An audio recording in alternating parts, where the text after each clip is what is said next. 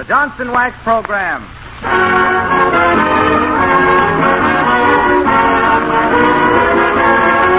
The makers of Johnson's Wax and Johnson's Self-Polishing Glow Coat present Fibber McGee and Company, with Jim Jordan as Fibber, Donald Novis, the Four Notes, and Billy Mills Orchestra.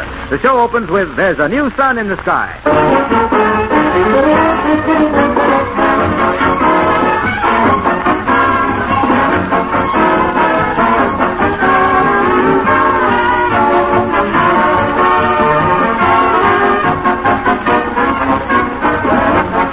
You modern housewives have a much easier time of it than your grandmothers did. Nowadays, it's no trick at all to keep your floors and linoleum clean and shining with Johnson's Self-Polishing Glow Coat.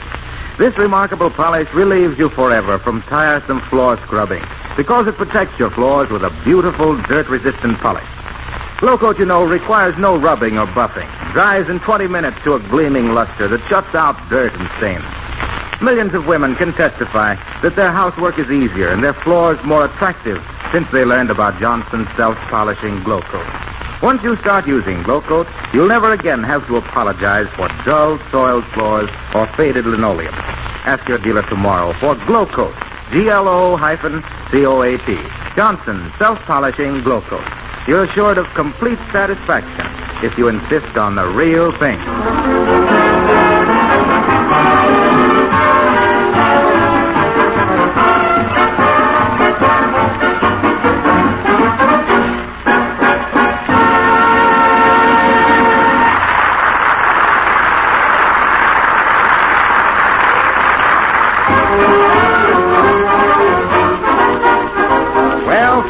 Invited out into society tonight to a dinner at the Uppington Mansion among Wistful Vista's best people.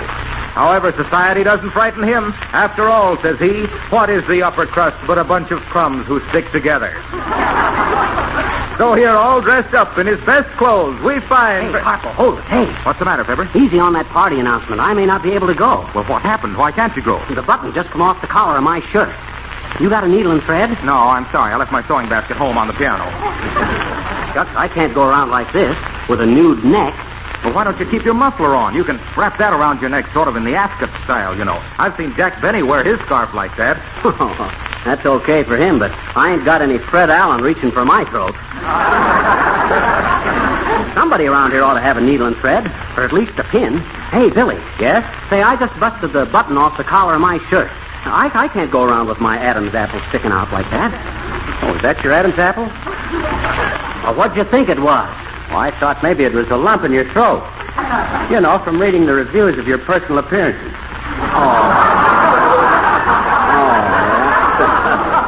Well, they don't bother me, Mr. Mills. Anyway, no theater's lost money booking my act. I don't care what the critics say about me as long as I take in the money. You're the third person I know who said that. Who's the other two? Jesse James and John Dillinger.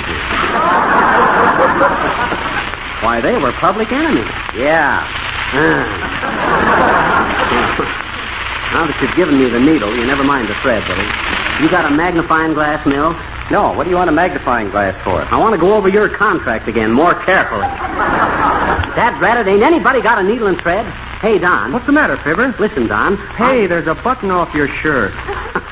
Well, thanks, Don. At least there's one guy in this outfit that notices things. You got a safety pin, Don? Yes, but I can't spare it. Why not? Haven't you heard? What? I know. Heard what? Here, let me whisper. My wife. No. When? Early this summer. So you see, we'll need all the safety pins we have. Oh, gee, that's wonderful, Don. Hadn't you better sit down, Don? Take it easy. Kind of take it easy till your next number? No, I feel all right, thanks. So that's what you and your wife were talking about when I went past your window early this morning. I seen the light in there. Me, two slap-happy people by Don's early light. Oh, don't say anything about it, will you? Oh, no, Don, you can trust me. But say, you know where I can find a needle? No, I don't. I don't even know where there's a haystack.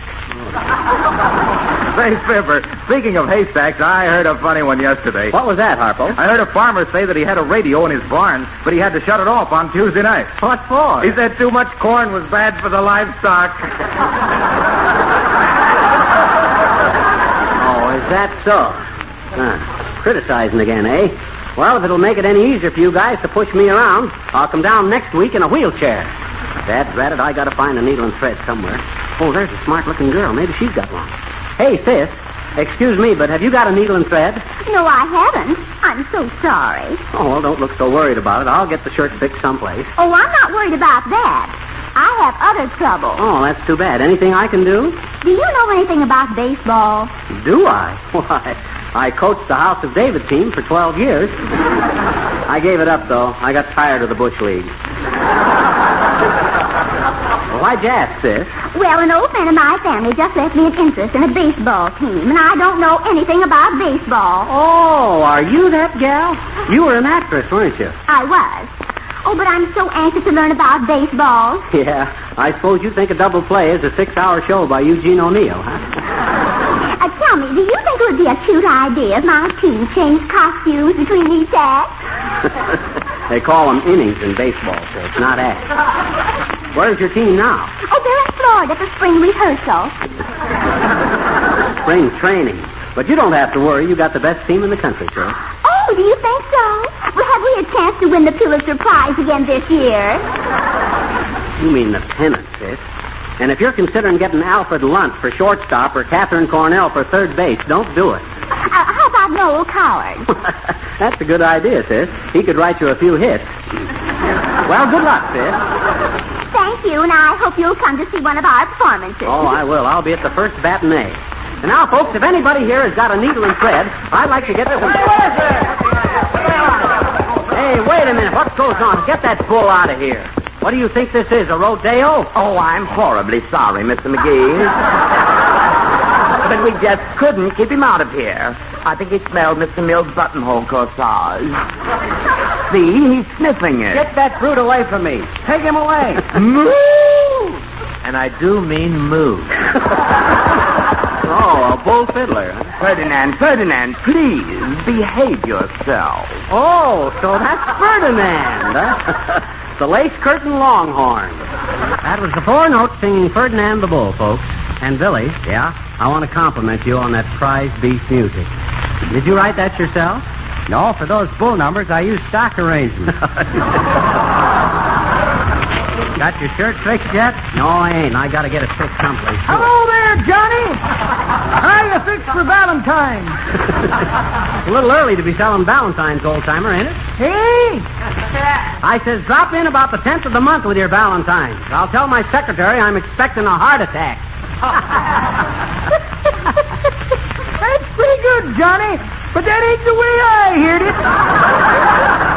The way I heard it, one fella says to the other fella, he says, I see where Kaiser Wilhelm will be an octogenarian next Friday.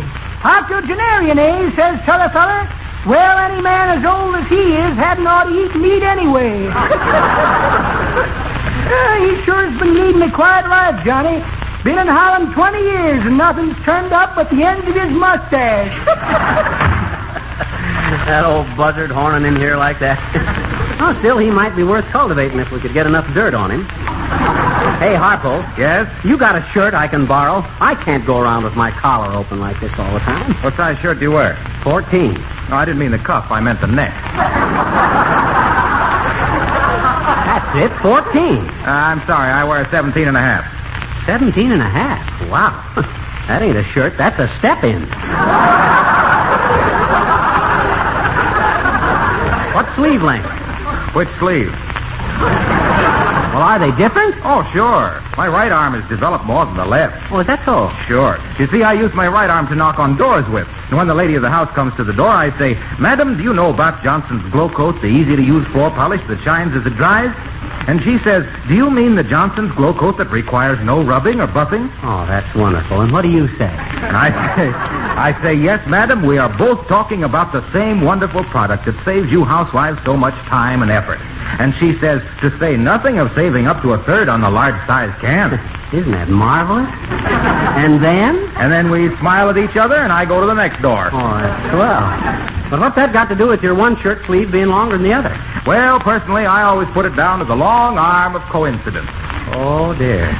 Okay, Harpo, is there a men's furnishing store near here? Sure, 4 blocks south. But say, is the shirt you have on the only one you own? Now, that's a fine question to ask me with everybody listening. Of course it ain't the only shirt I own. The other one's in the laundry. Hey, that's an idea. I'll run down to the laundry and see if I can find... Oh, Mr. McGee, now what is this I heard about you not coming to my party tonight? Just because you lost a button off your shirt? 'Tis true, Uppy. 'Tis sad, but true. Oh, but Mr. McGee, you must come. Oh, really, it will do so much for you socially. Why, I've invited the cream of society. Oh, is that so? Well, watch them curdle when they see me with my shirt on.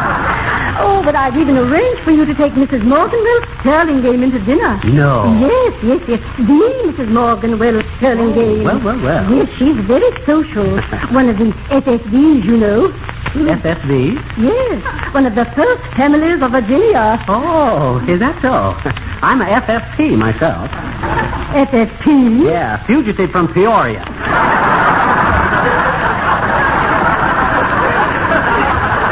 Well, I'm sorry, Uppy. It was nice of you to invite me, but with my collar the way it is, I now, Mr. McGee. Oh, really, I so hoped you would come.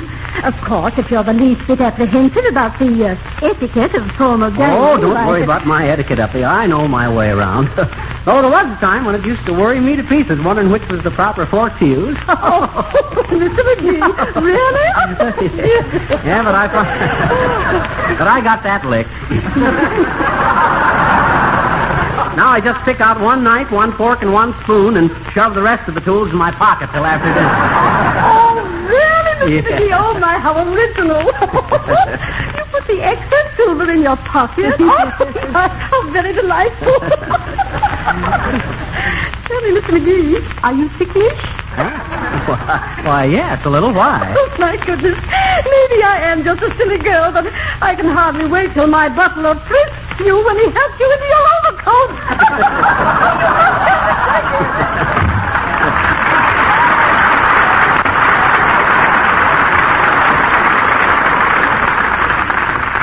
Great gal, Uppy, but I'm afraid she left finishing school before she was quite finished.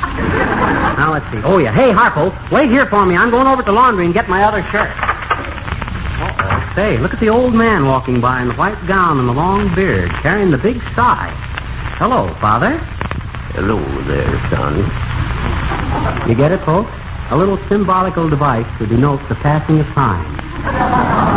Now we're at the laundry.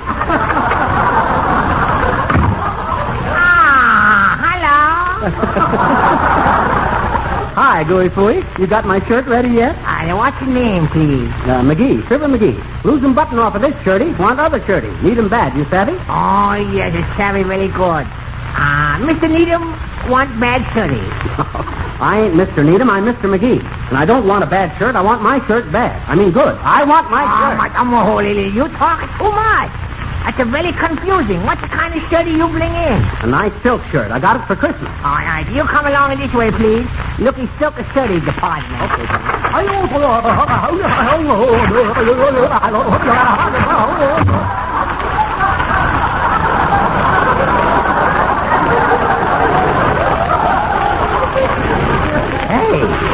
Hey, that was my shirt he was tearing out. That's very sorry. You don't get the shirty back. Make the silliest mistake of bring Japanese silk to Chinese laundry.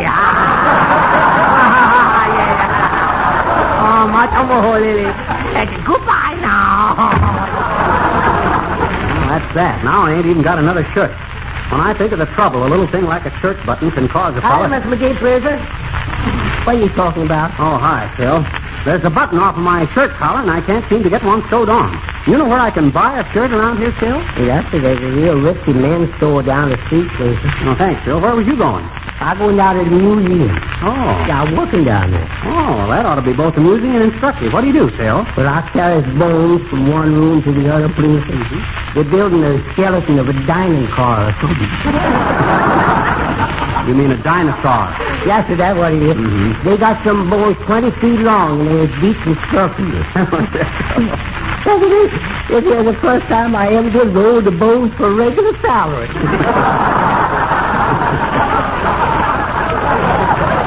Hey, what you got there, Phil? A bottle of beer? I thought you didn't drink beer. Well, this ain't for me, please, sir. This is for one of the men down at the museum. Oh, I see. Rosebud, she won't let me drink no beer. Oh. Rosebud, that's my gal.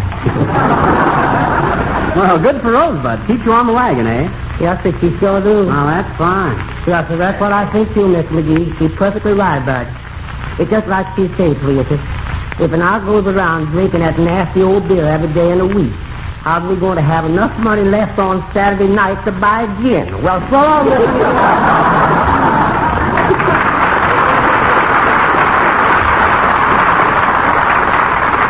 Okay, Phil, let's see. Oh, yes, the haberdashery. I hope they got a shirt that'll fit me. Oh, boy, what a store. Pretty fancy. Hey, clerk, sell me a shirt, will you? Why, certainly, sir. Something like that creation you're wearing? Oh, why not? What's the matter with it? Those holes burned in the bosom, sir. You smoke a pipe, I take it. No, Bud, I got a battleship tattooed on my chest, and every time a flag goes by, it fires a salute.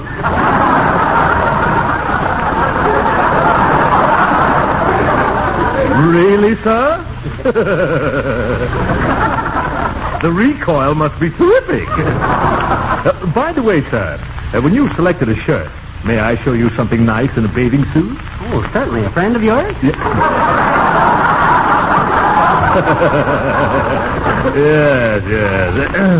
About the shirt, sir. Oh, yes. How much is this one here? Oh, that sells for $16, sir. Let's see. How much is that a piece? Let's see. 12 and a 16 goes one. Oh, no. That's not the per dozen, sir. $16 per shirt. $16 for one shirt? Oh, now, listen, Si. Ain't you got something for about 69 cents? No, sir. This $16 shirt is our cheapest. And we just carry that for the trench and trade.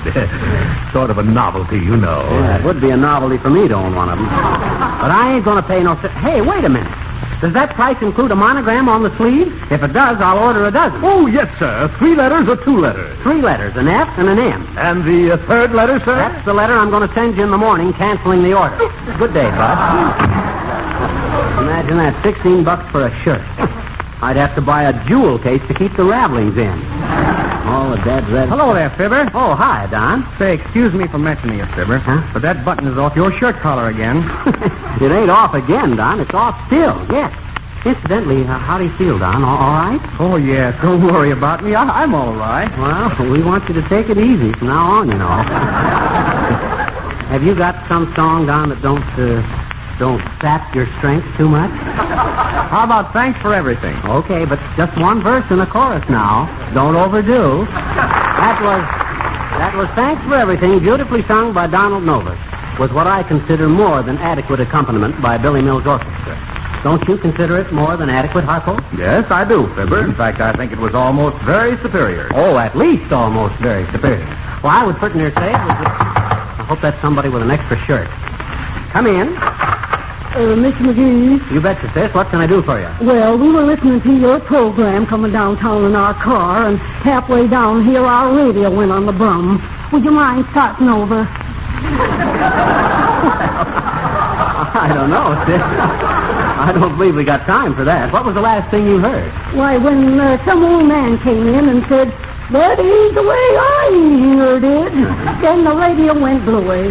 Well, I guess we can repeat that part for you. Hey, old-timer. Hey! You mind repeating that wheeze of yours for a lady? You know, the one about the Kaiser? Never repeat 'em, Johnny. But here's one I heard coming down in my car this morning. I had the radio on, and one fellow says to the other fellow, "See," says, "I see by the paper where..." "That's so," says fellow, "but how did..." "I always thought it was a peanut stand." I thought that was a good one, Johnny. Yeah, but I didn't hear the middle part of it. Neither did I, daughter. Just at that time, I was going under a viaduct.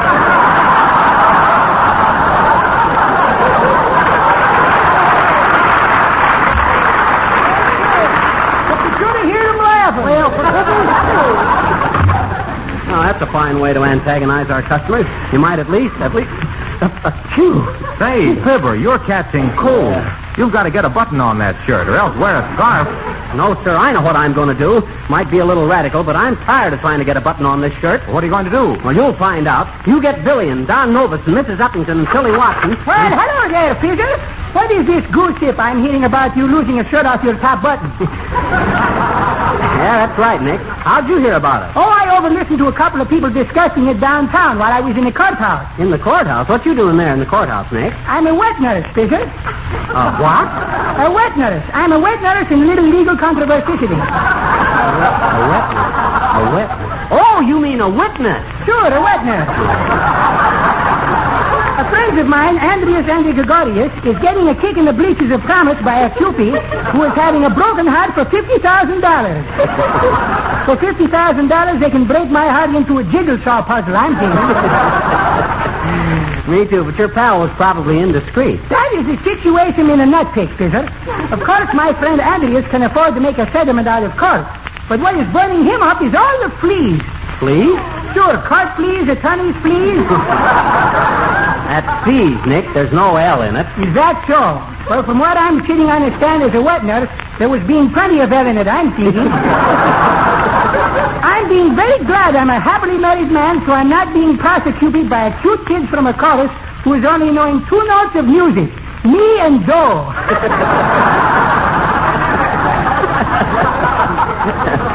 Well, that'll probably teach that guy a lesson anyway, huh? Fizzer, you said it with a mouthful that time. As I'm saying to my friend Andreas, I'm saying, when you were telling your females, I love you, that's ugly duckling. But the minute the man is writing your same thing in a letter, the mail is in the bag. So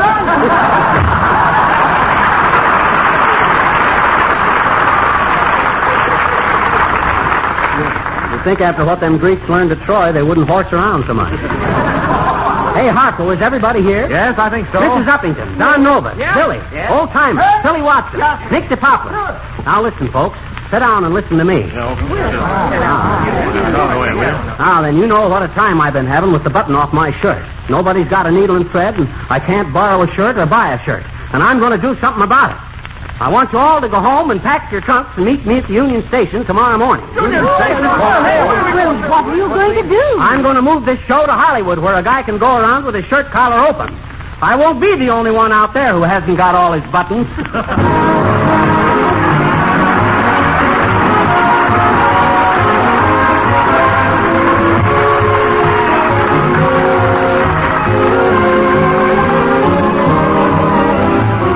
We'll be back in just a moment. But right now, I'd like to say that no matter what type home you live in, a tiny apartment, a beautiful mansion, or a small cottage, your floors will be much easier to care for, much cleaner, and more sanitary if they're protected with Johnson's self-polishing glow coat. Dust and dirt simply can't stick to the beautiful polished surface. Spilled food can be quickly wiped away.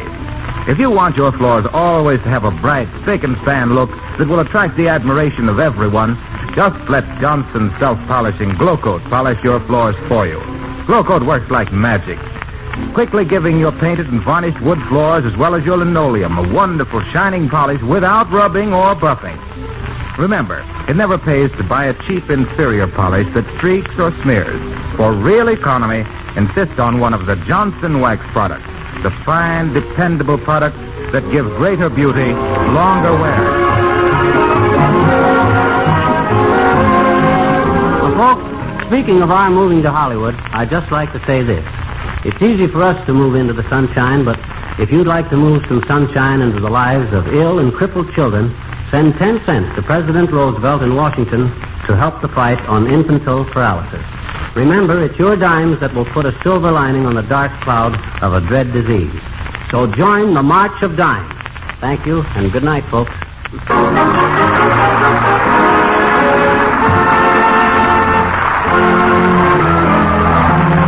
This is Harlow Wilcox speaking for the makers of Johnson's Wax and Johnson's Self-Polishing Glow Coat, Racine, Wisconsin, inviting you all to be with us again next Tuesday night. Good night. Heard tonight on this program were Thanks for Everything from the production of the same name, and this is it from Stars in Your Eyes. Here's news about a wonderful new product, Blem. BLEM, that safely removes blemishes, white rings, and ugly marks from your tables and other furniture. For a limited time, you can get a full-size tube of Blem free with your purchase of a 39-cent bottle of Johnson's Furniture Polish. Remember, Blem may save you the expense of costly refinishing. Try Johnson's Furniture Polish tomorrow and get your free tube of Johnson's Blem. This is the National Broadcasting Company.